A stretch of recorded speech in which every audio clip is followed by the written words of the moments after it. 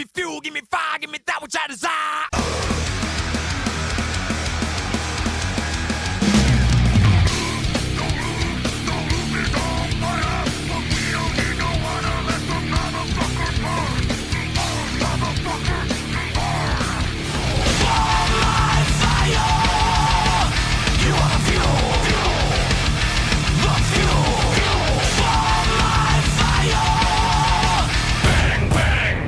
Welcome, episode, I'm going to go 12. The last one was episode 11.2, but yeah, it's solid, right. We're saying 12. That makes sense, I like that. Numbers. So yes, like episode 12, new year, new us. 2025! Ooh, first one of the year. Woo! So we have a new image, which everyone's going to see, because you obviously listen to us and watching us and everything else. New logo. New logo. Tell us what you think of it. Hope everyone enjoyed our last episodes. It was a bit of a not normal episodes. We had, they were still good. Yeah, it's good it was though, our isn't it? round up of the year and we John. Yeah. It was good having a proper catch up with him. Like, I think it's nice for you guys, the listeners, to kind of obviously we talk about the Gryphon and John quite a bit, and got the special double episode where you get to know the man a little bit more and how the Gryphon came to be. Exactly. I actually thoroughly enjoyed it. Those episodes. Everyone loves lore. Gryphon lore. And there was a lot of stuff on there that I didn't actually even know. And Yeah. For years. I've known John for there was even stuff on that there was a couple of bits that I didn't even know, and I've been getting severely drunk at the man's establishment for 14 years. You've even been in his house, like upstairs. I have slept in his house a few times. So yeah, that was I thoroughly enjoyed doing those episodes. They were quite fun. Great, good. Yeah, and we got a lot more. Got a lot more really exciting interview stuff coming up over the next few months, even. So keep your eyes peeled. Things are getting bigger for us. Yes. So yes, in the Gryphon, obviously. Where else would we be? Always. Best pub in Bristol. And forever. Until John gets sick of us and chucks us out. Kicks us out. Oh, please don't, John. Don't. No. Keep him sweet. Keep him coming on episodes. So yeah, exactly. We'll buy him a beer every now and again. Yeah. So yeah, it was Christmas, New Year's, the whole shebang. Theo, how was Christmas? What did you do? Chill. Honestly, I mean, mine. I worked a lot, like I said, and then Christmas very chill. New Year's pretty chill as well, actually. And Did you not do a big party on New Year's? No, I did, but I was actually weirdly for me, I was very sensible. I was very sensible. That doesn't sound like you. I know, but I did do it. I actually was. And you know what? Waking up on the 1st. Well, yeah, I mean, I still got to bed late, but arse. Yeah, exactly, not like on a massive come down or completely hung out of my arse. Yeah, it was surprisingly actually quite pleasant, and I actually enjoyed it quite a lot. Is that a new tradition then? Probably not. Probably not. But you were in Lost Horizon, were you not? Yeah. It was good. It's a nice club night. Yeah, but I just couldn't stick it out in the end. Like, I mean, technically they had a whole thing that was going on for like the whole rest of the day until 6 p.m. They just didn't close at all. Yeah, basically they just pretty badass. Yeah, but was it like a club or was it alternative? Yeah, it was a club night. Club. Well, here's the thing. So I mean, part of it. Yeah, I mean, I definitely thought it was going to be a lot queerer than it was, and then it was. It was advertised as that, or no, just because of other people that were going, I kind of presumed it was going to be. Not in a bad way, but it was just a lot of lads in t-shirts and jeans and. Like, not that was bad, but like, I'm there looking like a cyber goth Hello Kitty girl, and yeah. I then, a bunch of fellas who may not appreciate that. In the smoking area, of course, befriended like the other 3 queer people that were there. Good effort. Kind of end up migrating. Safety in numbers. We all migrate towards each other. But no. It was good. What about you? I was back in Ireland for 8 days over Christmas. That was motherland. Good. It was the motherland. Got to see a few of my friends, my cousins, family. Had a rake of pints, and there's going to be some comments about that afterwards, because it could be a heap of pints or a rake of pints. We haven't decided. What? That's another story. What? Yeah. Do you understand any of that? That's definitely an Irish term. Rakey pints or 80 pints? A rake. A rake. A unit of measurement. A rake. A rake? Yeah. Is a rake a unit of measurement? In pints, yeah. What? What? I can't explain it. It's an Irish thing. Yeah. What? Anyway. Sorry, I'm just letting you, Danny. What? You understand any of that was? Reiki pints or 80 pints or... There'll be at least 4 people that listen to this podcast that will get the reference. Okay, cool. So, it sounds like you're about to bust into a limerick then for a second. I mean, it could. Right now, Danny. Danny just erred. Hope everyone can hear that. Well, funny enough, over Christmas, I watched, talking about Ireland, I watched the Kneecap movie. You know, like the rap outfit. I really enjoyed it. It was really, really good. Yeah. I mean, I've liked their music because they're kind of punky. You okay there, Danny's having a hiccuping fit. It's very funny. Okay, you sound like a squishy teddy bear. What do you get from Build-A-Bear or something? You squeeze it. Right, you need to hold your breath. We'll kill you with laughter. Okay, all the way in, all the way out. Yeah. It's generally how you breathe, I suppose, but, you know. That's a pig squeal. What are you doing?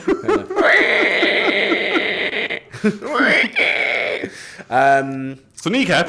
yeah. No, but I mean, I've always enjoyed their music, but it was, I mean, obviously the film is, you know, it's not fully. They say that it's more based on the truth than you'd think, but it's obviously like not a. But they play themselves surprisingly well, and it's like a lot of fun. It's quite anarchic. The band doing it, right? Yeah. It's them. It's all the members of the band, and in so say telling the real story of how they got together and became Kneecap. I wonder how they sold that to like a movie producer. I don't know. Like, I mean, I guess. Well, Funnily enough, they took the British government to court and won because they applied for these grants that they should have been given for artistic reasons that were denied them by Babadook. She's the leader. Babadook, I always call her Babadook. The leader of the new leader of the Conservative Party, because she was culture minister at the time. She denied them because, of course, Kneecap very famously are not big fans of the British. Just a little bit. And fair enough. I'm not fans of us either. But so they actually took them to court and won. They won, right. Yeah, because it was illegal the way that they'd been denied these art grants to. So they sued the British government and won. And won. Yeah. Yeah. Peace out, sounds like a soap opera episode. Oh, that's great, yeah. But it's very anyway. Sorry, yeah. But no, it was great, and it just it was a really interesting like little snapshot of Belfast in that way. Yeah, Yeah, I didn't definitely give it a watch. Yeah, I've heard good things about it. No, you should, and you should listen to them. They're like very punk, even though, sure, they're a rap duo and they've got some stuff, but they're very kind of punky. They're very anarchic. It's like, punky rappy, isn't it? Yeah. They're actually weirdly enough, watching it now that they're headlining 2000 Trees, I'm actually looking at that a bit more, going, that could actually be quite a good. Well, that's good for them. Headline Worked slot. then. Yeah. They've worked really hard. I'm guessing they had music playing throughout the movie. Oh yeah, no, there's bits of them performing their songs. I mean, it's lush. I mean, like, look, as somebody who's half Welsh, like, who keeps on meaning that they need to. Actually, because they got semi-taught Welsh in school, but none of it ever stuck because school was never for me. And then, like, watching those guys with the Gaelic, with the Irish and stuff, it is, like, quite inspiring. It's like, yeah, it would be cool to, like, They sing in Gaelic, don't they? Yeah, so it's like they mix it in really well, though. So they flow out of Gaelic and English really easily. That's pretty cool. Yeah, and it sounds really, it's like Gaelic's really cool to rap in. Like, it sounds awesome. Quite a harsh sounding language. So it has, it's not the whole film subtitle, but there's plenty of bits where they just talk Irish. They don't talk English. Like, the whole point is, like, one of the boys, he gets picked up for, they think he's got drugs, but he doesn't. And then that's how they meet their DJ guys. He's like a teacher, but he gets phoned up because he can speak Irish. So the police and his wife's like involved with translating or something. So she sends him to go down to the police station because the kid refuses to speak English, and none of the cops speak Irish. They only speak English, and so that's how they meet the guy who becomes their DJ. Is he's like has to go down there, and then he's like. The cop's like trying to get him to translate the kid's like notebook, which obviously he realizes is full of raps, which he thinks is quite cool, but then also turns a page and realizes it's full of a massive sheet of acid as well. And he's like, oh shit. He's like, oh no. So it's very like, she'll give it a watch. Okay, anyway, cool. All right, yes. Good little deviation there, I think. Yeah. Been at any gigs right now over the...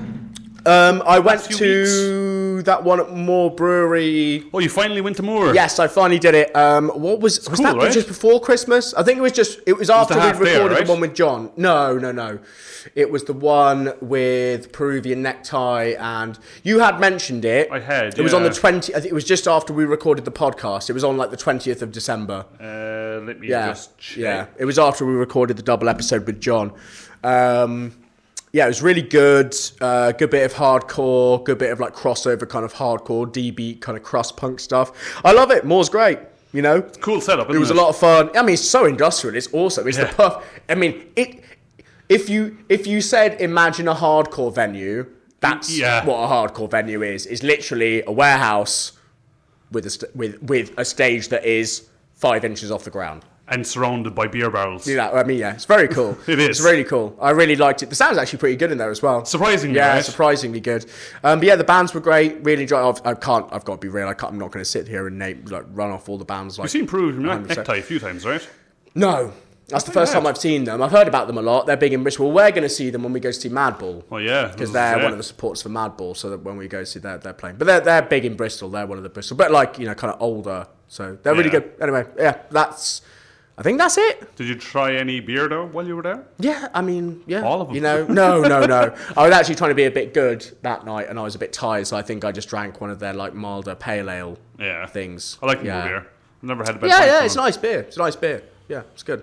What about you? Any gigs? The only one I've been to was only a few nights ago, in fact. It was a tribute band to Guns N' Roses, which I know you're like, Guns N' Roses, fuck that.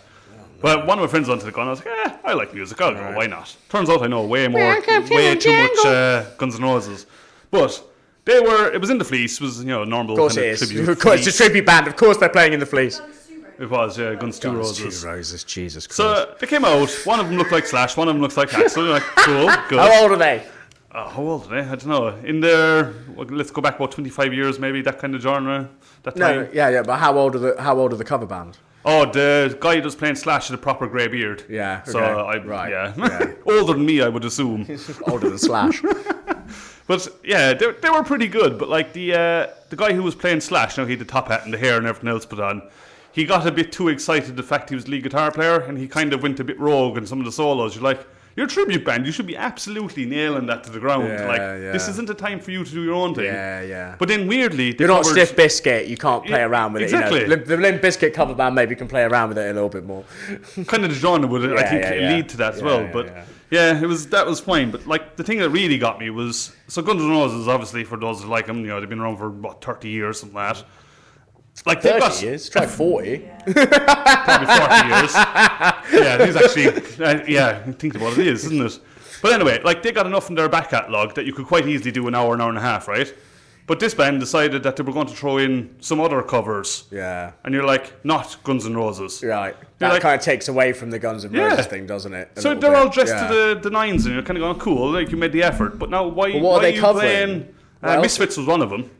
Oh, really? Yeah. What? And I said, why are you covering Misfits? Why are you playing a Misfits song? You're that blew my head. But that takes you out of the kayfabe, to use a wrestling term. If you're going to be a cover band, you need to have that like going back to, a Stiff Bizkit, they've got good kayfabe. Yeah. They obviously are a cover band, and they're not, but they kayfabe it to, you kind of can hold belief that you're enjoying Limp Bizkit stuff. Speaking of, total side note here, on the wrestling note, Kerry King wrote a song for Damien Priest. His intro music is Kerry King. Oh, yeah.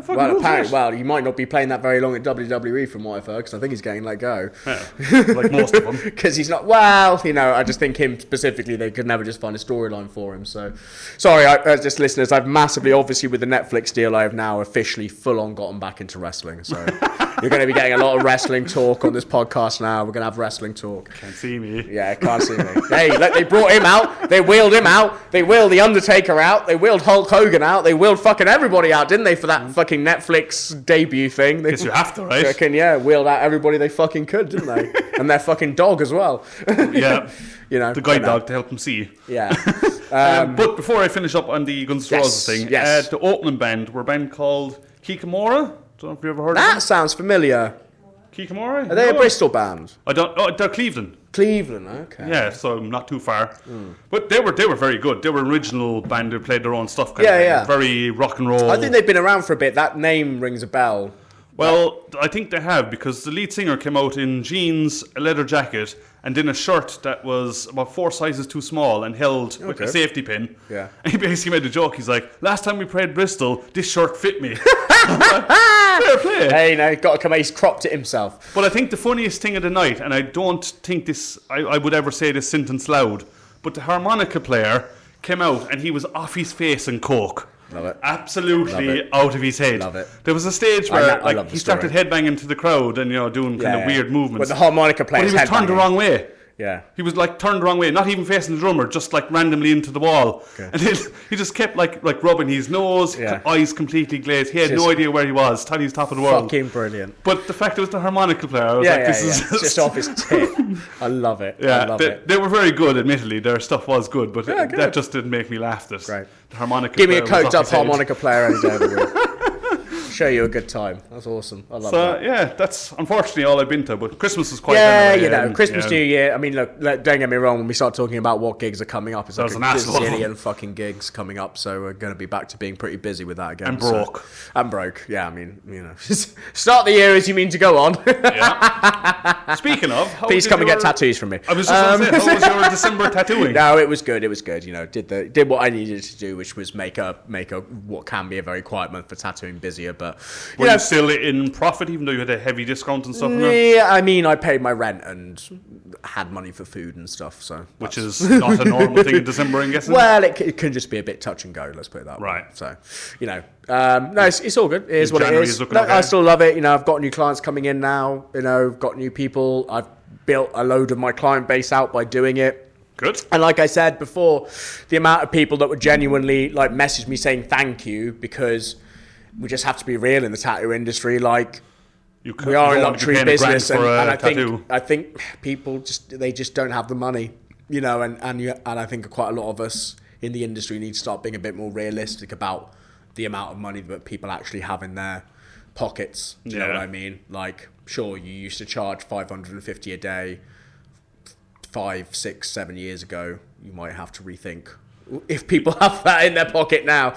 I mean, the big one is, me and a mate were talking, and it's like, can you afford your own day rate? And he was like, no. And I was like, Is that not a bit of a teller? Like, if you can't even afford your own day rates, and then you're expecting people to come every month and pay. But then equally, you could go with the current state of the economy and how expensive everything is. Yeah. Things have to get more expensive. Yeah, things have to. I mean, but well, no, I would argue against that. I argue very heavily against that in many different forms as a union person. Is that like that kind of inflationary tactics doesn't work, because then sure, you could potentially end up with a client base that has that money, but from what I've learned and seen, one, it's massively limited, and two, the kinds of people that then can afford it tend to be not amazingly nice people, and two, they tend to not get as many tattoos as people who don't have as much money. Basically, what I'm saying, or trying to be nice about, is that rich people don't get as many tattoos as working class people, and tattooing was always a working class art form and was illegal in this country for many years, and was completely built by the working classes. Completely built by the working classes, off the back of the working classes, for the working classes, and now it's been completely gentrified in a lot of the country, and I fight against that every day. I didn't realise it was illegal. Yeah, it was illegal for many years. What, because it's They just always, body it always harm? was. Yeah, no, it's never anything. It's just conservatism. Conservatism was always like, oh, we don't understand that. Ban it. Ban it. Yeah, exactly. That's conservatism for you. You know? Yeah, fair. You know, so then we used to be like, obviously England.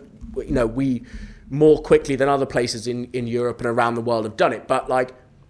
We, for years, were like, if you had any form of like heavy tattooing, it was you were gang, army, navy. Yeah. That was it. Like, I mean, there's still the stigmas. Or you were a sex worker.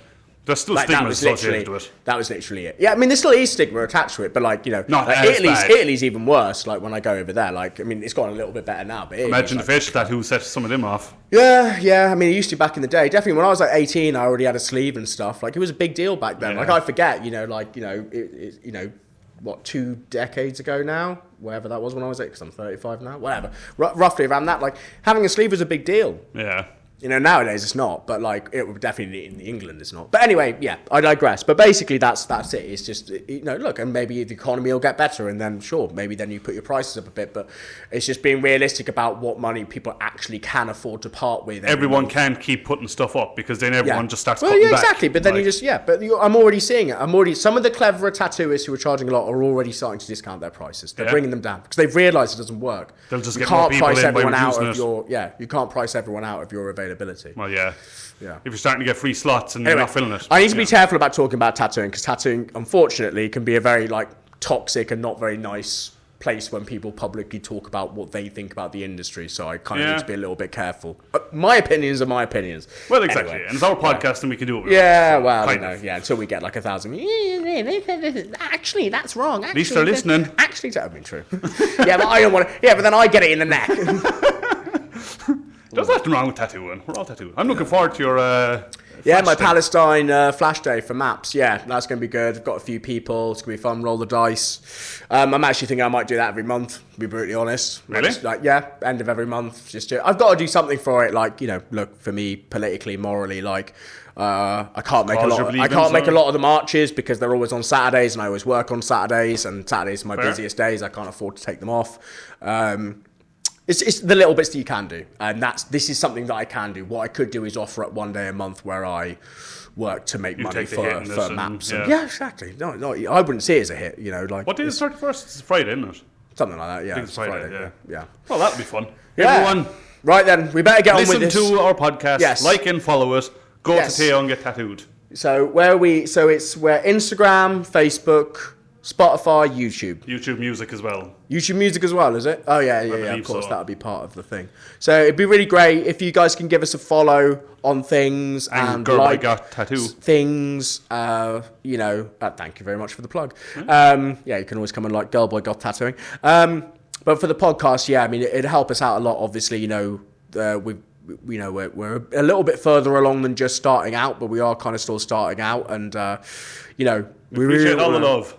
We do, and we really want to build out like the community around this podcast in Bristol. Like Absolutely. we really want to that's kind of our flagship thing, and it always has been, is to build like a kind of community thing with this podcast of like uplifting kind of the Bristol scene, Bristol Absolutely. bands, 100%. that kind of stuff. But also bring yourself obviously other things, but that's what it is. Bristol bands, Bristol gigs, Bristol beer. Absolutely. That is us. So find us and see us in the pit. Yeah, Come join us for a beer you in go. the best pub in Bristol. Woo! Which, in case you didn't know, is the Gryphon.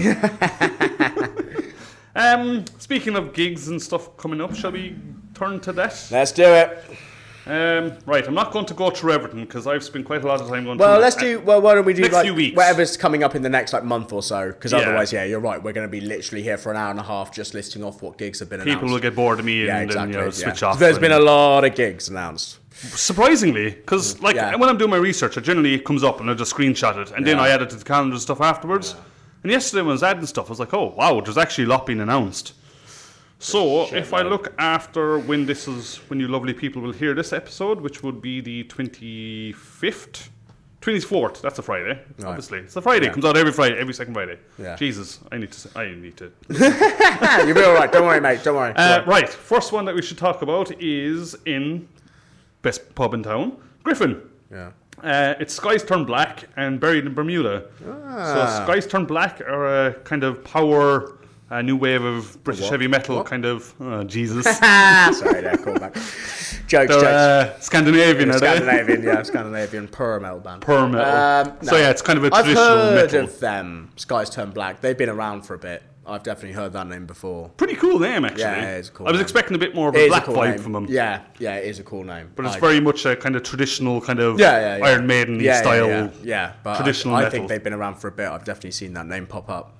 The support act for that one is Buried in Bermuda. Now, what's interesting about them is they're one of the bands that Metal to the Masses. Oh, are they? They're doing one of the heats. Okay, cool. So we'll be seeing them then. Yeah, and Alright, they are intriguing. described as a heavy alt rock. So I'm not sure Yeah. where that sits. Yeah. That's free as well, so Yeah. there's really Oh, no cool. excuse not to come. What's the date again? That is on the 25th, Saturday after this releases. Oh, it's a Saturday. Oh, cool. So yeah, literally the day after this gets released. So Free gig in the Gryphon. yeah. Like, why Awesome. would you not come? Yeah. Free gigs are always fun. Yeah. Yeah, but that'd be cool. I mean, yeah, alt rock can mean anything though, can't it? Really, in many ways. Yeah. So can it be prog? Is it going to be this? Is it going to be that? You don't know. I never get that when someone says they're alt rock. You're like, well, does that mean you're Creed? Does that mean like?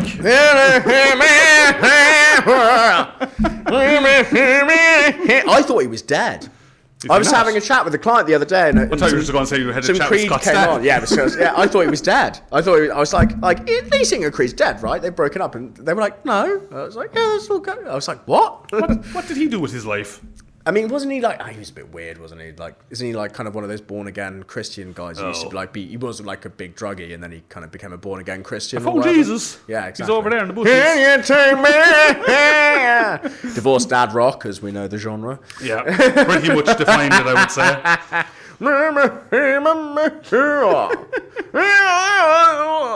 Sorry, carry on.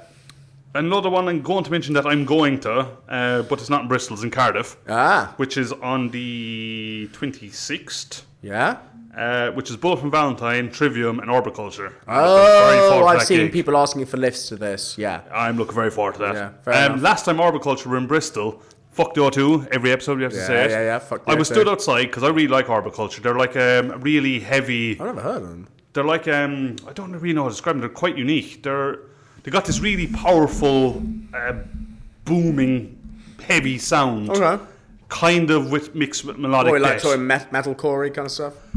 Not as technical. Oh, okay. It's a bit more Yeah. Meshuggah without the obscure timings. Okay. It's a bit... Fair enough. It's plus... But add some they're melodic good, depth to are it. they? They're very good. I really like them. They were kind of one of these small bands I came across. Alright. They were open, I can't remember who it was for, in Bristol in O2 many years ago. I was like, I'm 100% going in because I want to see Orbiculture more than everyone else that was playing because I've seen the rest of them before. I think it was Bleed from End were supporting. Anyway, I was stood in the queue and I normally don't queue for the O2. I'd stand in the hatchet, wait till the queue goes down, then walk in, grab a beer and off you go. Yeah. But they changed the fucking system there. So I was stood in the queue, I could hear the band. No way. And I was still in the queue, and I got to security. He's like, "What the fuck? Like, I've paid to go in. Like, why can't I go in?" They're like, "Oh, we've changed the time of opening our doors." Why? So the band's already on when you're trying to get in? Yeah. Ridiculous. And I was like, "You do realise how Fucking ridiculous this is?" Yeah. And he's Especially like, if you can't "Mate, let it's not people me." through quickly, and they don't, because obviously they do whole massive security checks when you go in, don't they? Exactly. So And that's shit. the guy was like, "Look, mate, I'm sorry." He said, "It's not me." He said, "Like, Yeah. the O2 have decided that they don't want to open earlier because they're not making enough revenue." Oh, fuck. I was like, "For a little gig." Capitalism is shit. Can you take me? Sorry. You missed the whole Creed thing there, Danny. Danny went out to cure hiccups, or I don't know what she was doing. Oh, no. Piss. Fair. I love that. That was That's some- allowed too. So that's in Cardiff, right? So I'm So bullet hoping- for my Valentine Trivium.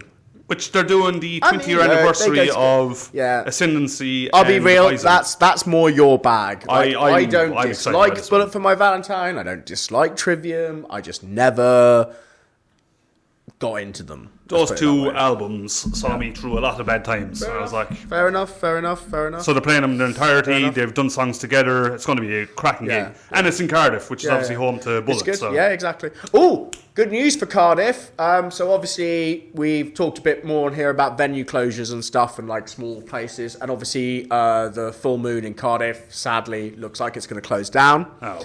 Le Support local Pub, people. Le Pub, whatever it's called, L-E space pub, I was just calling it Le Pub in my head, is now secured under, they were under threat, and obviously they're quite famous. They're one of the older venues in Cardiff, very famous. A lot of bands have played there, big bands have played there. Bullet, I think, have played there back in the day when they were starting out. It's one of those venues, kind of like the exactly. the one in the Gloucester Road. Yeah. The Croft, Yeah. Is that they are now they've been bought, or they're now under the protection of the Welsh Music Association or something, which is like a kind of charity, some kind of charity association that basically buys out venues to make sure they stay as music. venues, and not get bought out and sold off and knocked down and turned into flats. Can we hook them up with some contacts in Bristol? Honestly, Bristol definitely needs something like this. But I'm just saying, quick aside, but good news for Cardiff, That is especially for good. the scene, because especially losing potentially, it's not 100%, but it's a bit like us potentially losing the Marble Factory here. It's the same vibe, basically. It'd be fantastic if someone came in and secured Oh, that don't music even. We'll have to see what happens with that. Apparently, I saw something the other day that the government have actually acknowledged it and gone, hang on a second. Apparently, they're looking at it. Yeah, well, whatever that means, I don't know. Not to get too political, but I don't trust this government, seeing as I just saw David Trust Lammy any going government? over to Israel with the ambassador and enjoying a lovely 5-course meal, so he can get in the fucking bin. Anyway, free Palestine. No politics. Free Palestine. Carry on. No politics. Right, what else have we got? Oh, another one in the Gryphon on the 30th of January. Yep. We got Vermin Throne, which are sludgecore. Vermin Throne. That's a cool name. That's a cool name, isn't That's it? a cool name. Like Emperor Rat. She's That's doing cool. it again. He likes that name. They're Yeah. randomly different, Not Goat Whore. not Goat Whore. That's weird. Goat Whore just confused me. Okay, Like, whatever. is the We're Goat Whore- not getting into it again. We're not getting into it again. It just makes no sense. It makes Carry no on. sense. Carry on. But Vermin Throne, I quite Vermin like the Throne's imagery a of it. great name. That's I love that name. just a giant rat sitting Yeah, on exactly. a throne of human Yeah, bones. I was imagining like a rat king with all of them tied together, like almost like in a throne of rats. like a Power Rangers kind of... Like, do you not know Rat King lore? no. Really? It's the thing. What? Is it really? Do you not know Rat King lore? It's no. it's like a mythical creature. It's like Right. yeah. So obviously we just have to have rat catchers in this country. Like this is all over Europe as well. By the way, it's one of those weird stories that seems to not really have like an origin. It's just around. Everyone has it. Right. Right. And so obviously that's especially around the plague and stuff like that. So that's why rat catchers became so important after the plague when they realised that the rats were bringing the plague. Yeah. So rat catchers become a really important job. So there's this law basically that if enough rats come together and they get tangled up and their tails get tangled up, they can actually happen to rats. Their tails can get tied up in knots and they get knotted together. Right. Right. It's actually a real thing that can happen. But the mythology around that is that if enough of them, that happens to enough of them all at once, all tied together, they become together. a rat king, which is like a hyper intelligent, like hive mind. That's rat. pretty bad. Yeah. And there's loads of like mythology of like rats being controlled by them and rats becoming like one of the reasons they would say like, oh, these rats are getting really intelligent. There must be a rat king somewhere that's controlling them all and like, yeah. So, yeah. Well, there you go. A rat king. So, there's me and my simple mind of Power Rangers. Bit of folklore on the podcast. Megazord. Rat kings are cool. Yeah, I mean that needs to be a movie. Yeah. That'd be a badass movie. I'm sure there's been rat kings in movies and stuff. Yeah. Let's say a good movie. Yeah. I mean, true. I think I saw it in an episode of Supernatural. How do we beat this thing that we've never come across? Here's the book. Dean. What is it, Sam? Dean. Dean, we're both very hunky. Let's take our tops off. They never did enough. And then read this book. Yeah, exactly. And that's how we kill this rat king. Yeah. Been there. Go to Winchester's. Who are supporting? We got Swarms. Swarms. Sorry. Vermin Throne are being supported by swarms. Yeah. Okay. Yeah. Okay. That's the thing. Which again is kind of sludgy, heavy breakdowns. Cool. Okay. Sounds like a great night, actually. Does sound good. And then we have Hammer, which are just described as extreme metal. Nice, cool. I don't know what style. This sounds good. So this It is the Gryphon again. It is. Not a free gig. Not another free one. Another free okay, one. what date's that again? That is the 30th of January. 30th of January. So that's a Thursday. That is a Thursday. It's a Thursday. Look at me remembering dates. Jesus, that's good off the cuff. It's because we just talked about my Palestine tattoos. Yeah, Palestine that's on the things were Friday. First, so that's the only reason that happened. Your mind works in great Don't ways, trick my friend. yourself. No, I'm not getting cleverer. Don't fool yourself into thinking that I'm going to suddenly start remembering fucking. Like, This Paulina is doing you a solid job. If I drink at least 3.5 pints, I end up in the golden. I find that with like quizzes and stuff. If I have about 3 pints, I get smarter. Darts and pool. 3.5 pints. If I hit 3.5 pints, Fucking. I play. I'm brilliant at pool, brilliant at dance. 4 Any pints, more, done. Yeah. Shit it again. I'm exactly the same. Exactly. You can see why it's a pub sport, really, right? Yeah. 31st of January, which is going to be a good day because you're going to tattoo me. That night, can you go to a gig after it? You probably can, right? You can go to a gig. Wait, is it the 31st or the 30th? So another one's on the 31st. Oh, this is the 31st. The one I just mentioned is the 30th. Right, okay, yeah. But this one's a big one. So this is Cattle Decapitation. Mentioned them Shit, actually. what? Are they playing Bristol? Yeah. Man, what? 31st of January. Fuck me, I didn't know that. How the fuck's that got past me? So yes, Cattle Decapitation, SWX. Shadow of Intent, It's got to be SWX, right? Marble Marble Factory. Factory. I was going to say Marble Factory. It's one of the two. So yeah, Cattle Decapitation, Shadow of Intent, Revocation, which I always struggle with, which I love. I love his guitar as well. That's a good lineup. And Vulva Diana? No, I've not heard of them. They're the openers They're the anyway, opening but band, right, so they're going to be I've been newer. really interested in that because I only came across Shadow of Intent quite Oh, recently, Shadow of actually. Intent are great. Yeah, I really like Shadow of Intent. Funnily enough, over the Christmas period, they just came up and I was like, ooh, these guys Yeah, are good. yeah, and then it's yeah. like, oh, they're playing near you. I was like, Yeah, oh, really? yes, they are. Yes, that whole gig's gotten past me completely. I'll be So honest. yeah, that seems like a fucking kick-ass gig. Yeah, that's really good. That's in Marble Factory. 31st, the end of the month. Fuck. Cattle That's Decapitation, two I gigs don't know much by. I know the name, Oh, but I Cattle don't know much by Decapitation are them. great. I love me a bit of. I mean, obviously they've got a lot of lore around them. You know, like what was it? They're all vegan, aren't they? Yes, and I mean most of their songs are about literally, basically everyone's like their songs are so violent. Basically, most of their songs are turning opposite. what happens to animals in factory farming on humans, like Which is fair. forced gender reassignment surgery. Like loads of stuff like that, like bolt gun to the head, blah blah blah, like all this. Yeah, it's all that. If you look at their albums, a lot of their imagery is basically humans being shepherded way into. around. Yeah, it's being shepherded into But yeah, I mean, they could do a lot with that, actually. Obviously, That's quite they clever. have. They made a whole career out of it. Yeah. Great stuff. Obviously, a bit infamous as well. What was it? Just before COVID, somebody got stabbed in the head with a screwdriver at one of their shows in America. Fucking hell. Yeah. So, capital decapitation go hard. Basically, they've always had like this very intense fan base. It's kind of a weird thing. They're like, hey, they're vegan, good for the planet. Everything else. Oh, no. Like, and by the way, this is not knocking veganism in the slightest, but, militant veganism is at the hardcore scene. You should have like a very militant vegan wing. Doesn't surprise me, actually. Yeah. Proper like animal activists and stuff as well. Their Like, trousers up they to their really stick by their guns. It's good. It's not good that people are. No. I think that wasn't related to the veganism. I think they just had a bit of a moment. Danny, did you just put that in the calendar? Because I also had it in the calendar. Okay. Hence why I'm reading it. Yeah. Because yes, it just popped up. That was weird. It's now blue instead of red. Anywho, that seems like a kick-ass. It's gonna be a good gig. I'm not sure about getting a screwdriver in the head though. That's No. That's like I said, infamous. one-off occasion. Yeah. I mean, they've always been infamous for having pretty hefty crowds. Yeah. Like they've always had. Like, I don't know if Bristol I've seen will them do that. once. It was fucking years ago though. Now. Yeah. Like 11, 12 years ago. Bristol or No. Yes, it was Bristol or a festival. I can't remember. Like it could have been somewhere in Europe. I saw them. I can't remember, but I have seen them. They are very good, very very good. I do like them. Like Cattle to Cap are one of those bands where it's like I won't listen to them at all, and then suddenly like one of their songs will come on or something, or I'll just suddenly go, oh, I want to listen to this, and then suddenly I'll just listen to Capital Decapitation for like 24 hours. Yeah. Because they've got so many good albums. They're fucking sick. I also just quickly want to say that one on the 31st, I just read that Volvadinia playing. Oh, That's what we I- just said, the opening band. We don't know them. Oh, no, I've heard really good things about them. Really? I've heard Cool. they're good, yeah. Okay, Revolvadinia then, there we go. They're local as well, actually. Oh, okay, that's cool. It'd be nice if they're doing, the Marble Factory seems to be doing a lot more of that, where they pull like a promote local the band, locals to get a support. local band on to open, like with Cruelty Circuit with Soulfly. I might look into tickets for that one because Got to, because that might be a weird one where it sells out. Yeah. Because Cattle Decapitation don't come round these ends very often. Like, you know what I mean? They don't. And the supports are fantastic as The well. supports are good. So Yeah, Shadow of Intent are great. yeah, so I only came across them over Christmas period, and I man. really like them, really No, dig them. I like them. They're a good band. Yeah, so that's happening, which Cool. is good. Right, that's the end of January. Let's have a look at February then. So one I'm a little bit annoyed by is on the 3rd of February. It's way Remember a few weeks ago when we see Pitch Shifter? It was Pitch Shifter, wasn't it? Yes. Where Black Gold played.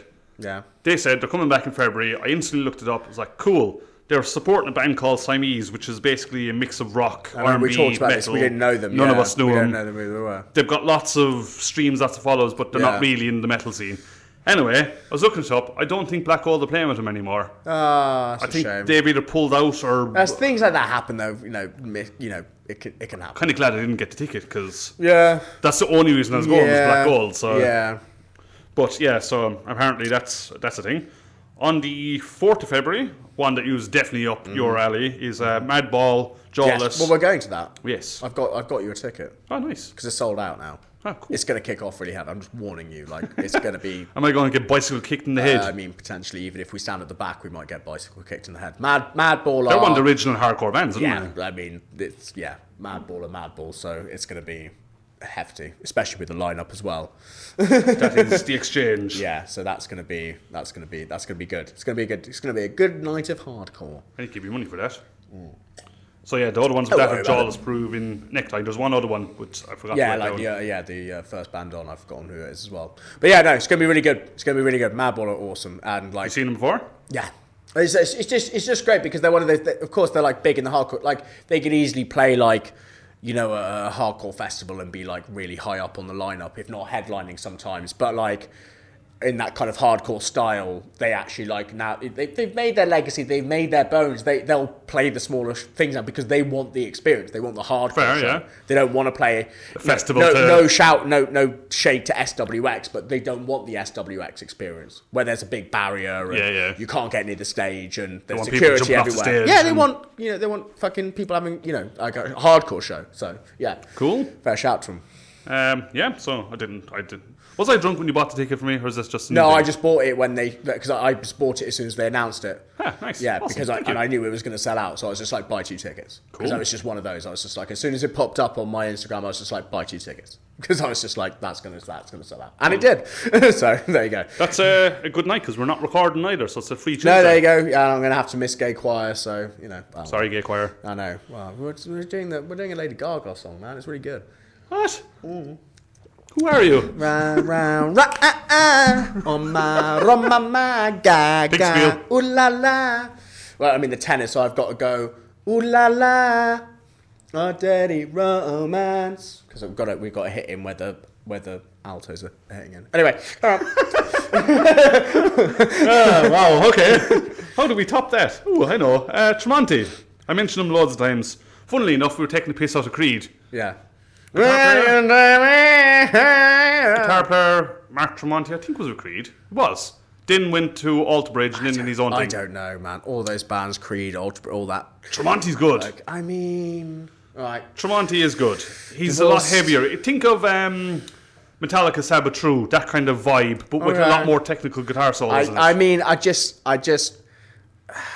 if I'm free and whatever, I will give it a go. I've got to be real though.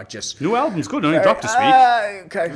Give it a listen. Okay. Give it a listen. Okay. Send me a track. I'll try. I will. And then it's just going to be. No, because he does the vocals. He doesn't sing. I know. But fucking yacht rock, dad rock, divorced dad rock is whatever. Yeah. We're at that age, right? I'm 35. Fucking 5! I'm not a kid, I had a vasectomy! Fucking come around here, fucking. Right? Coming in, I saw that meme that went around. I'm coming in 2025, no kids, no divorce, full head of hair. That's right, motherfuckers, I'm still out here. Fact. Likewise. Exactly. I will only do 3 more. They're on the same day as that. Those clashes. Again, another one, the Gryphon, on the 6th of February. Nice. Is Dunes, the Grey, and Epimetis. Epimetis? I apologise, I didn't look into what they were. That's right. We can get. Well, I'm sure we'll get another crack at talking about that in the next one. I think so. And then the last 2 are on the same day, which is the 7th. Okay. Last 2, same day, 7th. So we have Kamikaze Test Pilots, which I think you know. I know. Yeah. They're a very similar system down. Yeah. If you want to check them out. Yeah, a lot of fun. Back for Blood and Brioche are supporting. They're kind of a skater punk kind of band. Yeah. Where's that to?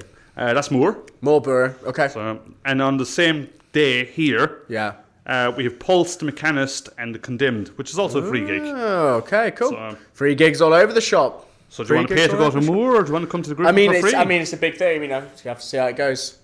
And then, wait, when does the Metal to the Masses stuff start then? That is the week after. Oh, that's the week after. Cool. We'll start talking about that next because obviously we're going to 17th is the first one. Yeah, so that's when we'll start heavily getting into that. So we have an episode between that, so we can bring that up. Cool. So I think that's probably all on the local front for now. Yeah. So, I think that's the end of our local gigs. I mean, there's an Astod coming up in February. But I think we're just going to, for the listeners, we're just going to have to start talking about stuff as it's coming up a bit more. Because there's no point in us sitting here on this one we could easily sit here and talk from now until April, May. Exactly, which gigs, is pointless. Because that's that many that's been announced, both local and the bigger ones. I think it's a good setup. I think if we do the ones that come out after this, people can listen to our podcast. Next month roughly, and then as they get closer, we give more details about it. Because, otherwise you are just going to sit here and there's going to be just an hour to an hour and a quarter worth of just us just rattling through gigs that are coming up. Other than the big ones, because the big ones you probably have to buy a ticket for, Yeah, well, obviously we'll always try and give you as much of a heads up as possible if we see the things are selling out and stuff. Yeah. Obviously the Madball one, that was sold out before we even recorded, so that's sucks how for it goes. you. It's great to meet you. Spin kick. No, let's go. So we have stories of black eyes and broken. Woo! It's gonna be my ribs. Don't. I'm not being part of your weird rib curse that you have. Hopefully not. Let's find out. Yeah, well, we'll see. Bigger ones that have been announced. There's not a huge amount. Yeah. Funnily enough, a band that I've kind of come across recently, they're probably quite big, but they just kept popping up in various different things. And I was like, I'll check them out. Actually, really good. Paleface Swiss. Oh, you've not heard of them before? Yeah, never heard of them. They're great. Yeah. So they're doing a headline tour in Bristol on the 1st of March. I want to go. It's going to, annoyingly, that one. Funny enough, we're just talking about gigs that are going to sell out. That one will sell out because they're really popular. Have they got a pint glass supporting them? Like, they should have pint glass. No, they've got the them. Acacia Strain and Desolated. That's good though. That's Acacia Strain are good. Good It's lineup. deathcore fun. Paleface Wish are ridiculous.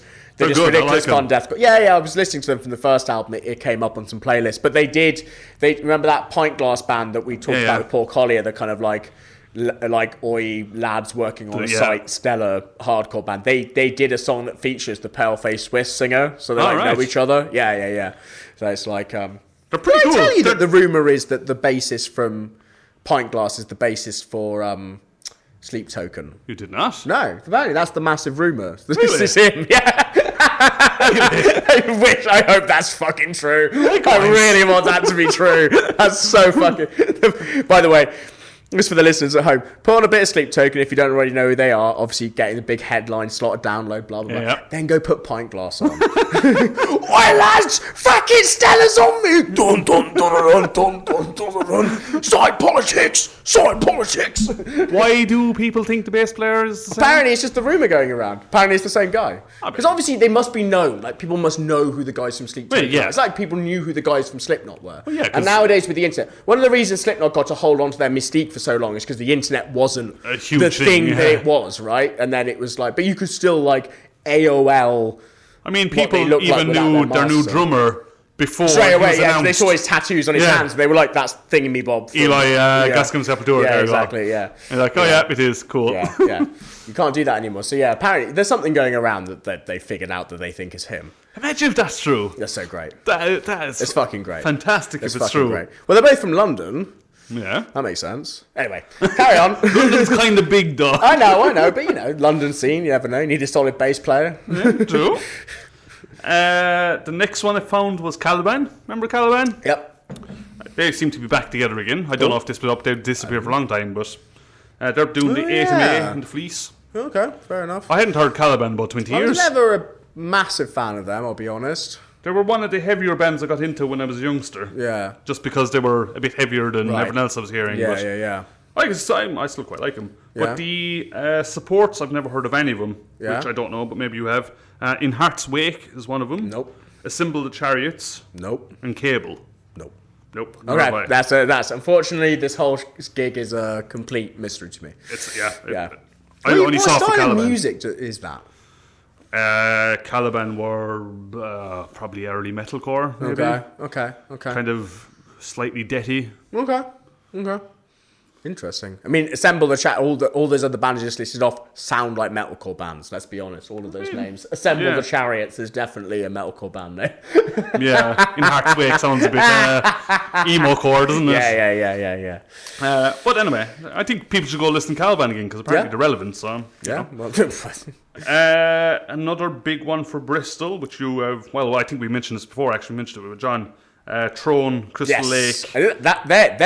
Their tour is huge, by the way. Not just for the UK. It's like they're going all over, everywhere in Europe, like everywhere. So With the same line-out, but Crystal Lake, Unity, and Graphic Nature. Don't know if it's the same line out all the way through because it's a lot. They posted it the other day. I'm not joking. It's like 50 dates. Fair play. Yeah, it's a lot. They're going. They're doing hard. Bloodstock next year, aren't they? Yeah. This year. Yeah, It's this year now. Yeah, no, it's 2020. 2025! So I think they're going, because they finally got the album out, so I think they're just going hell for leather on it, you know. Fair play. Trying to really establish. Really up for it. Yeah, still haven't got a ticket yet. Need to get one, because obviously them and Crystal Lakes are a lot of fun. Like, you will like them. Like, you'd really like them, Danny. Crystal Lakes, the Japanese metalcore band. Because they play metalcore. around. Yeah, but they play around with it as well. It's like weird synth shit in there. Yeah, I bet you if you put them on, you're going to be like, oh, I've heard this, because it will have popped up on, I can imagine them popping up on playlists that you listen to. But yeah, really good. So I'm really looking forward to that. I think that's going to be a good one. And then, Unity and Graphic Nature with them. Yeah, Unity, Graphic Nature are a great band as well. Unity, I don't know. Graphic Nature, I know. Graphic Nature are good. I like Graphic Nature. Style-wise? Kind of. I almost just said alt rock. No, Dad. No, they're a bit heavier than alt rock. No, they are really good though. I can't really place them in my head exactly. Right. Okay. I'm not very good at that. The vibes are good.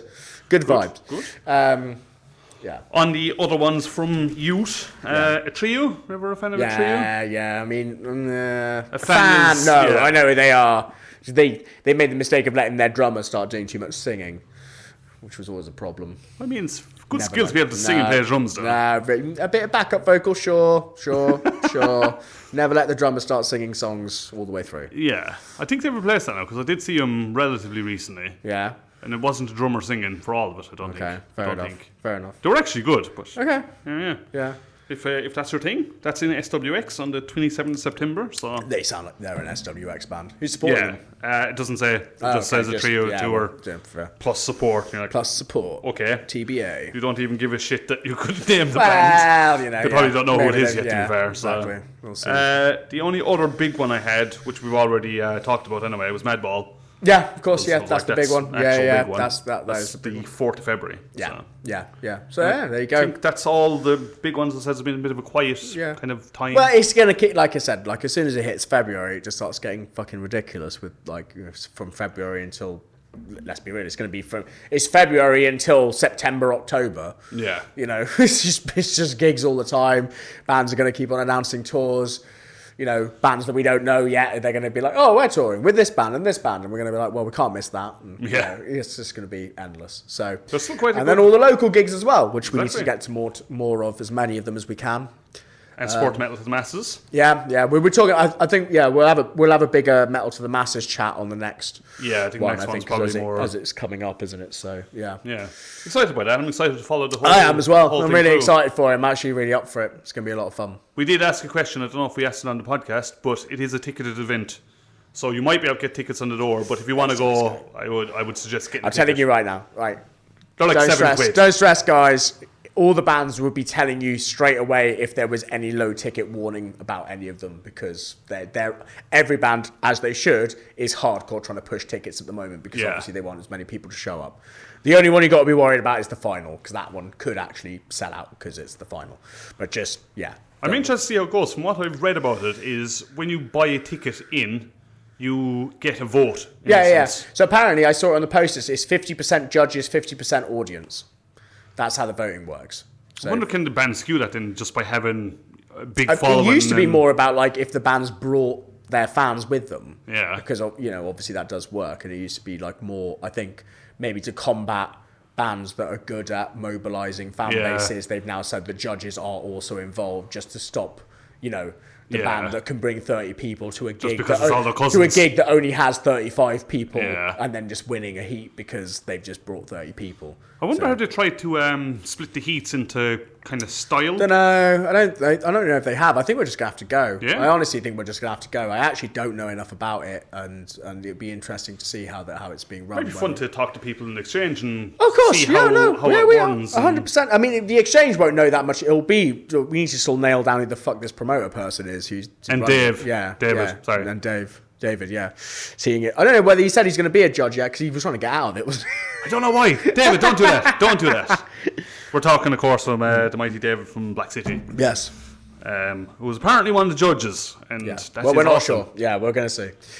I think that was all on the big gig front, really. What news we got? You got any news? Got any drama? What's the tea? What's the tea, Tom? Tom's tea time. Yeah, it is. Ready for Tom's tea time? Tom's tea time. Tom's tea time.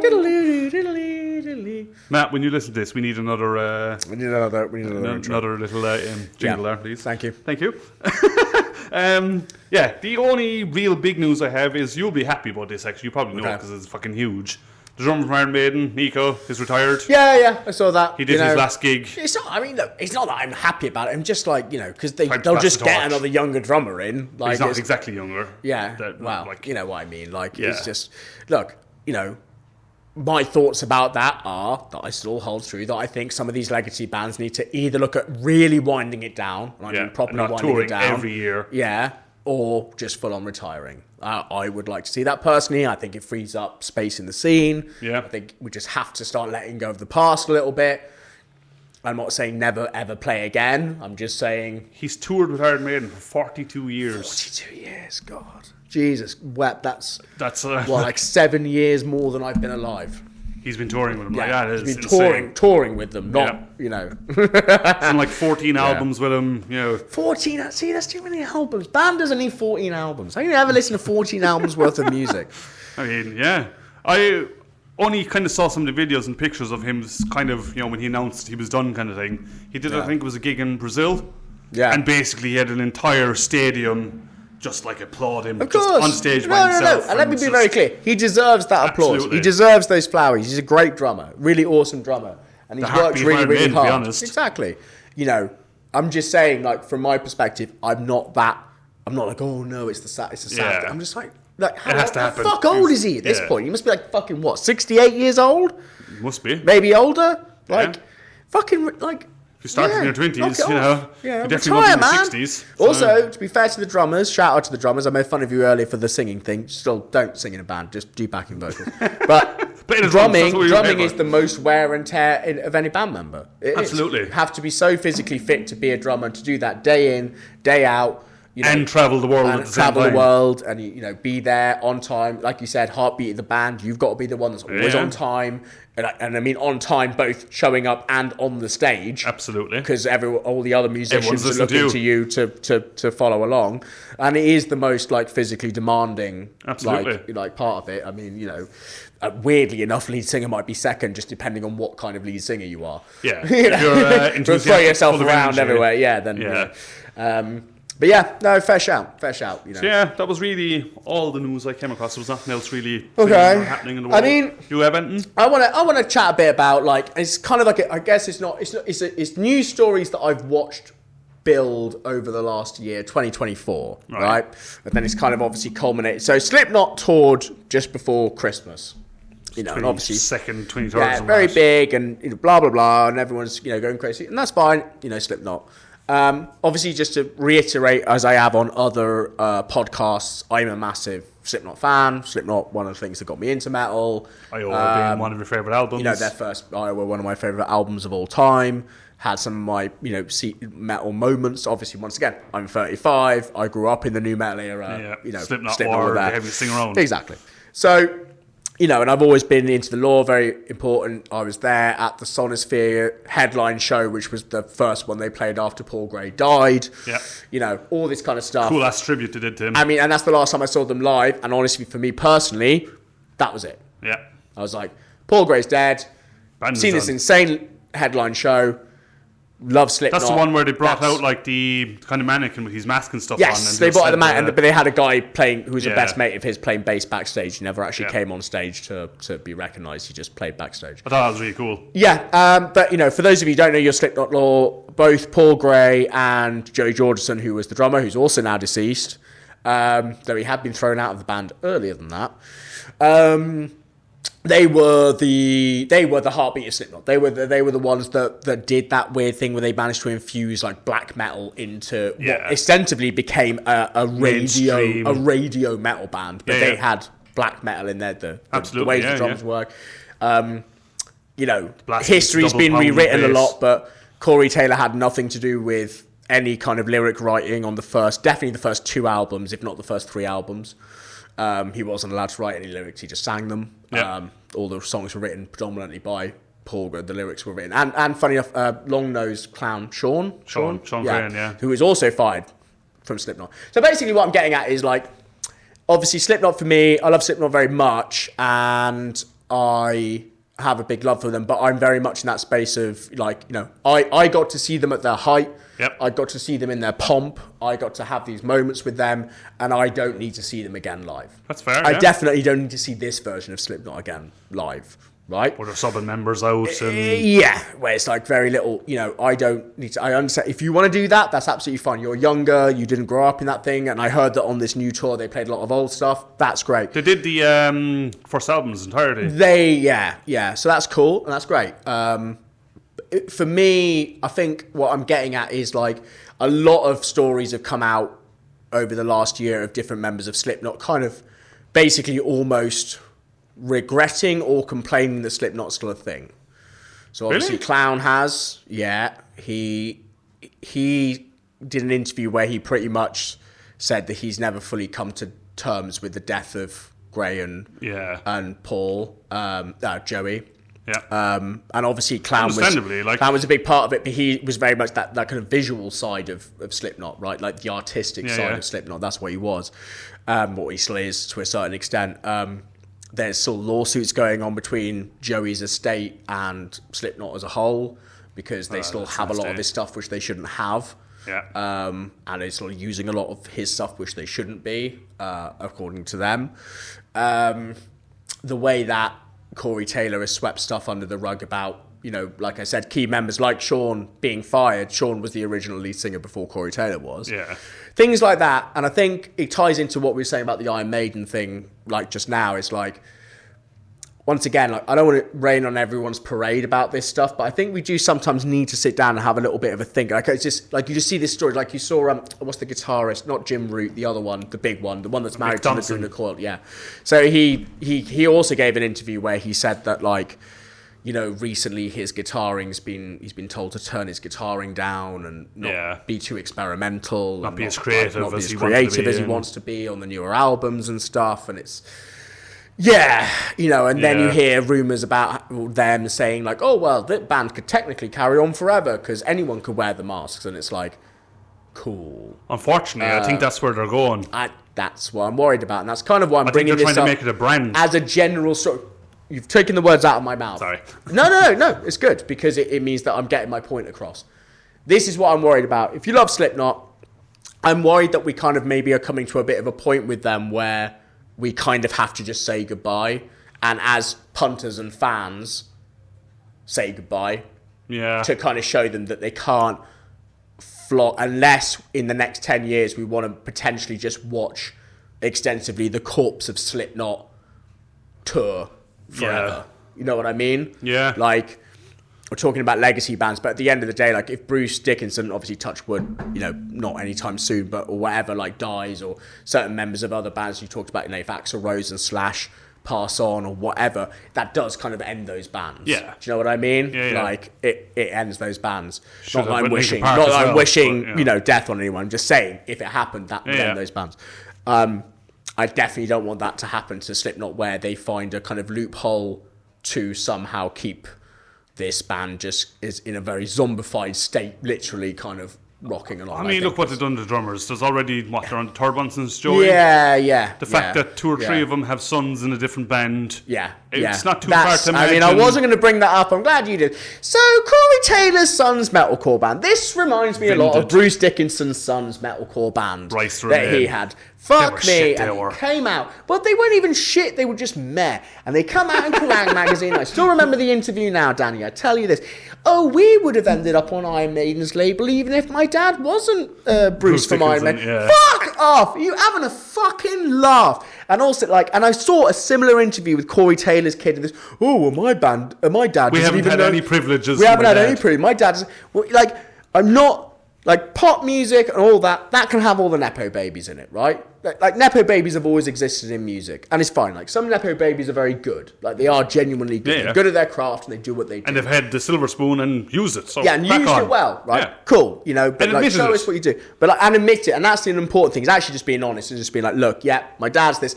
Don't try and worm your way out of like, no. Look, mate, we all know what's happening. Your fucking dad's grooming you so you can put his mask on when he decides to retire, and then you just get to become the lead singer of fucking Slipknot. Exactly. Fucking whatever. You know, that's exactly what's going to happen. Anyway, so I'm just saying, guys, and I mean this not just with Slipknot, but maybe it's time to think about that with any of those bands that we all love. And don't get me wrong, I get it. Our childhoods are important. Our young, especially adolescent years are important. The bands we grew up with.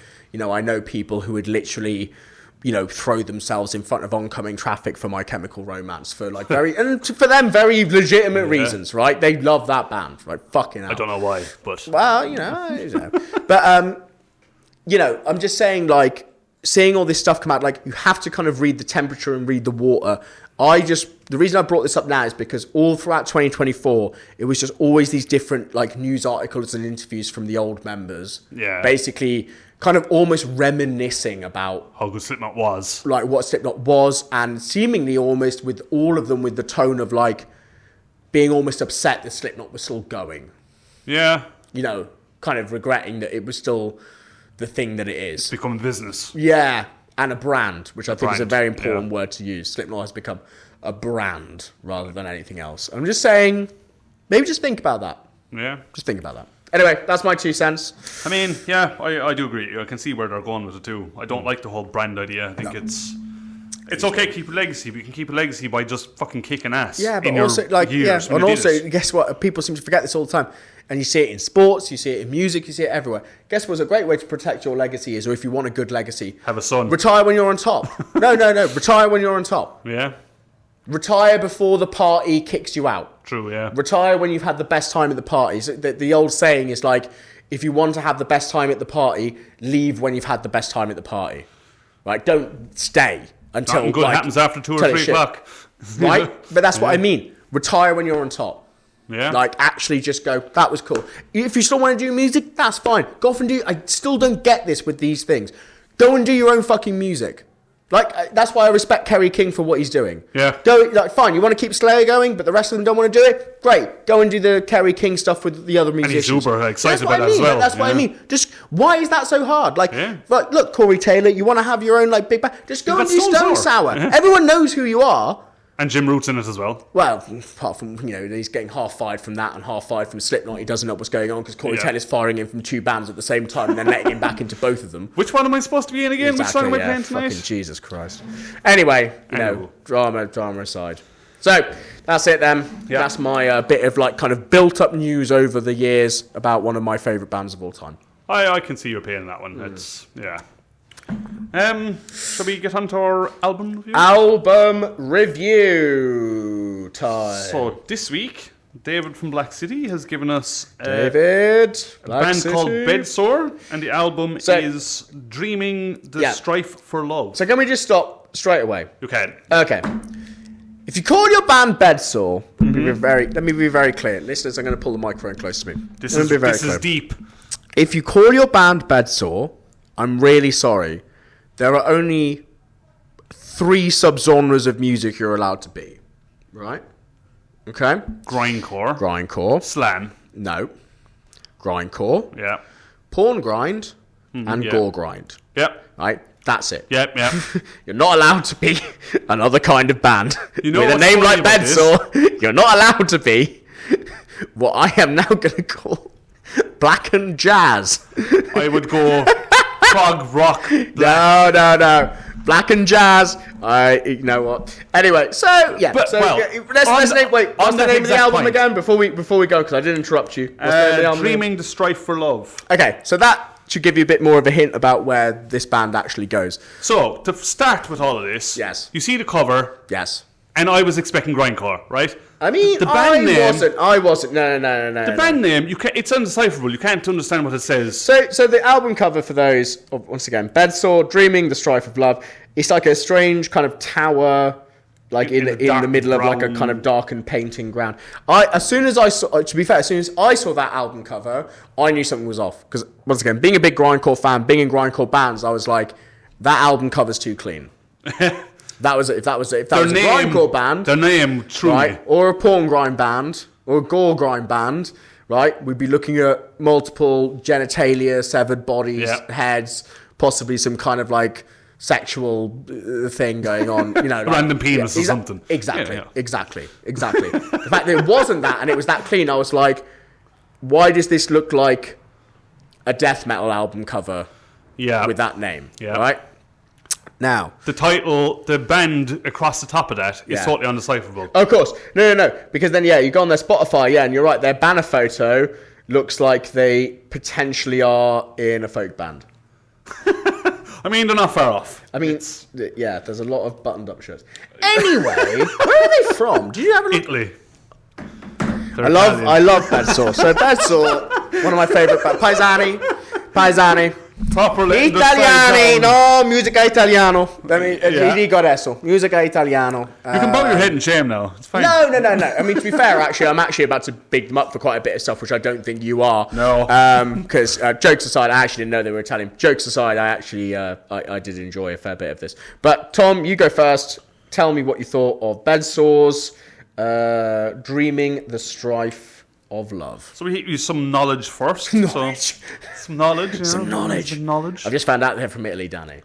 We were just slating them and how their album cover looked like grindcore and No, not like porncore grindcore, and all sorts of weird core, and it is not that at all. It's called Dreaming the Strife of for Love. Okay. By Bedsore. So yes. Some facts for you. It was released last year, 2024. It's our second album. It has 6 songs in it, which is about 45 minutes in length. Yeah, I noticed. One of those songs is 12 minutes long. Yeah, and it's got a fucking crazy name. Yep. A colossus, an elephant, Yep. a wind the dragons, horse, and a dragon rendezvous. Dragon something rendezvous, yeah. That's that was 12 minutes long of a life you're not getting back. Yeah. Whoa. I mean... Let's not go too far. I mean... Okay, Go on, Tom. Go on. You go on. The title of the album is based on an Italian book, an Italian tale. So, apparently... Okay, fair enough. I actually didn't know that. I'll have to look up that book. So yeah, I would... I'm sure a very amazing piece of literature, by the way. Can read Italian. If only one of us could read Italian, eh? Parlo italiano, posso leggere italiano, cazzo. So you can't read Italian, no? There's actually way less. There's it's like 35% less dyslexia in Italy and like Spanish and all that because they're all phonetic languages, where everything's spelt how it sounds. It doesn't have all these nonsense rules that English does. So like the dyslexia rate's like way lower. Because you just see it and go, well, that's what it says. That's what it says. Yeah, English is weird. Yeah, it's another weird thing over here. We should learn Gaelic. Let's learn Gaelic. We should do the podcast. That's even fucking harder. Gaelic and Welsh. Yeah, there's some made up tints in that. I know, but I listened to enough kneecap. Full rewind, love it. Oh. It's out loud. Throw back to the start of the my new episode. thing now. I'm just going to start shouting. So yeah, this album is, for me, it's prog rock with a dash of black metal. It is outrageous. There's flutes, there's saxophones. There's an organ. There's layers and layers of keyboards over everything. Every song is... So I get the whole prog thing that, you go on a journey with, but every fucking song is made of 15 different parts and none of them flow together. It is just all over the place. I found it really hard to listen to it. It was... Tom is scratching his head, literally. Like, the guitars were way too, I want to say crunchy, kind of clean. Didn't give a wallop. The drums, when they went into the death metal side or the black metal side, you get a little blast beats in there, like, okay, good, it's starting. Vocally, he was somewhere between a black metal shriek and hardcore. Blackened hardcore vocals-ish. I don't think that the blend of prog rock and blackened worked at all. I really did not like this album at all. Fair enough. Keep on saying prog rock. I don't. That's a fundamental disagreement I have. Prog As I metal? say, No, I will stick to my original analysis of this band, which is blackened jazz. Don't know, does that help? It does help. Listeners will understand. So, I mean, I can see where you're going with that. Okay, so I disagree with you. Not fully. I actually quite enjoyed a bit of this. I'm actually going to listen to it again. Really? Yeah. So I'm a big jazz fan. I like my jazz, and there's definitely a lot of that going on. There's these use the soft cymbals and stuff. And the organ as well. It almost gives like a kind of gospel feel to parts of it. Yeah. What I will agree with you on is this. I did struggle a bit where it felt like the parts were a bit separated. So know how we are Blood Incantation? Blood Incantation. That kind of all flowed together in this amazing way. Even though it was different. I will give you that. It definitely felt like every song started with like this kind of gospel-y jazz sound, then just kind of faded out and then went black metal, quote unquote, right? So it did feel a little bit disconnected in the songs. I will give you that. But I liked the weird kind of jazz interludes. Maybe it's, once again, my love of jazz, my love of like mathcore, because it had a bit of that in there, this kind of mathcore-y feel to it. But that's why, yes, slightly jokingly, but also realistically, I am kind of saying black and jazz, because that's really what it kind of is in many ways.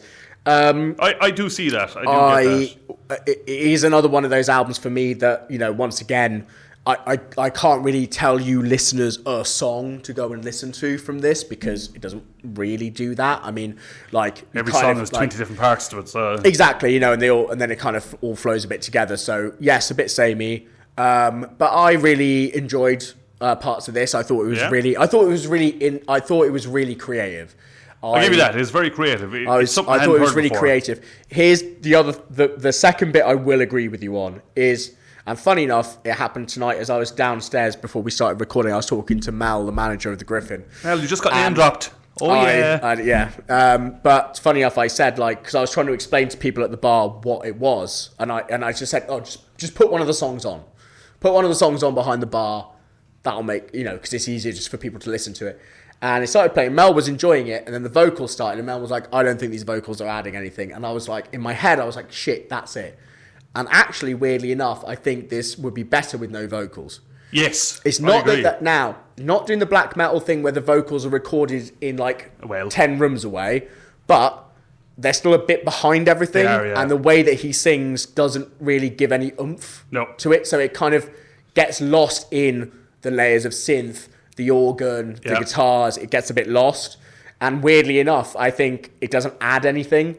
And if you took the vocals out, I think I'd enjoy this. If anything, not a little bit more. I think I agree. Just as an instrumental piece. I actually totally agree with that point. Yeah.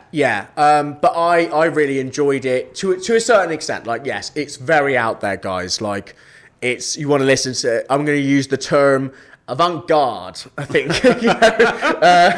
it's very out there. It literally goes from kind of death metal-y riffs to jazz interlude to 1970s. Gospel, and then weirdly, I say gospel because some of it sounds more like, I guess, what you call classic, kind of African American gospel kind of sounding organs. But then suddenly one of the songs will start and it sounds almost kind of more like white European, dirge, church, organ gospel. Does that make sense? And then it builds out from there.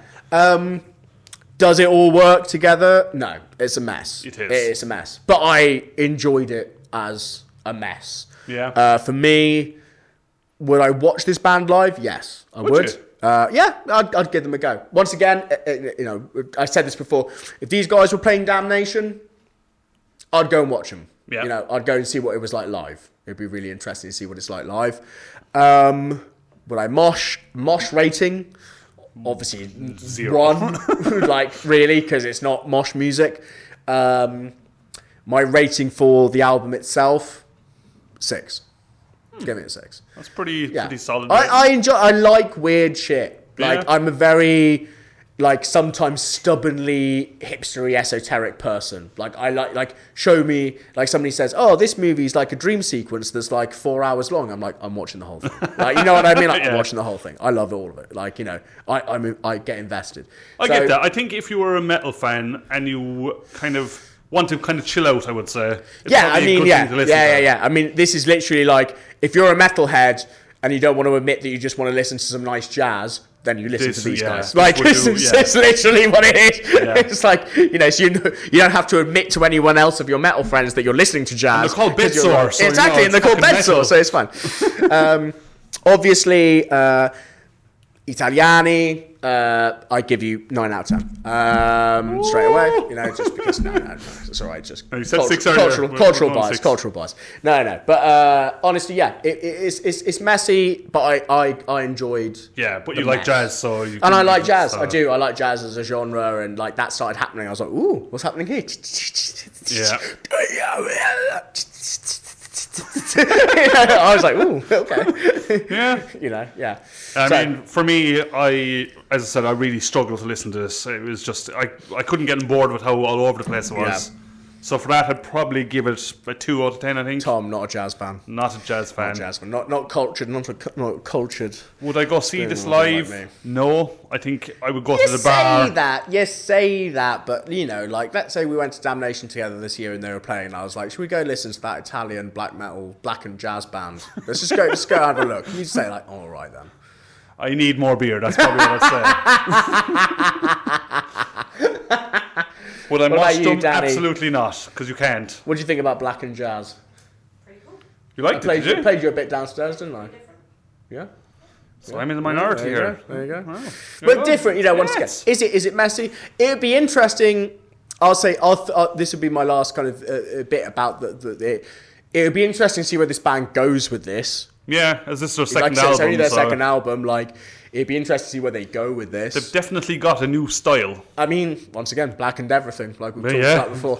Why not get jazz in there? Well, yeah, exactly. Yeah, it works. It doesn't work. Well, give it a go. So, what's your final ratings too?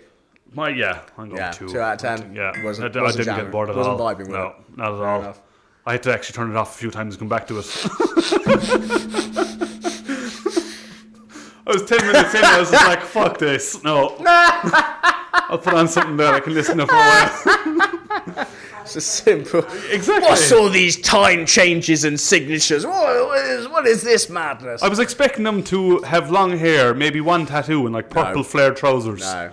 I mean, like you see that banner photo of them. I mean, it's literally just a bunch of very good-looking men in button-up shirts. And like I said, I stick by. They do. To be fair to them, it does look. It literally, because Spotify, you know how it has their name over the banner. It's like Bedsore, and then it's just like what looks like a folk band. Let's be real. Like, it's a bunch of guys who look like they just wandered out of an office. Or a jazz pub. Yeah, exactly. Yeah. So yeah, I think that was an interesting one. I'm glad that we had different views on that one. Well, yeah. You know, I like something that's a bit like aim for the fences. It doesn't always work. Yeah. But I sometimes enjoy a band that aims for the fences more than a band that's playing it safe. Yeah, that makes which sense. is why you didn't like Darker Sour, because they did it 20 years ago and they're doing the same thing. Exactly. So, yeah. So I think that probably brings us nicely to the end of our episode. Yeah, I think it does. What episode is this again? 12. We're going 12. 12. So Instagram, YouTube, Spotify, Facebook.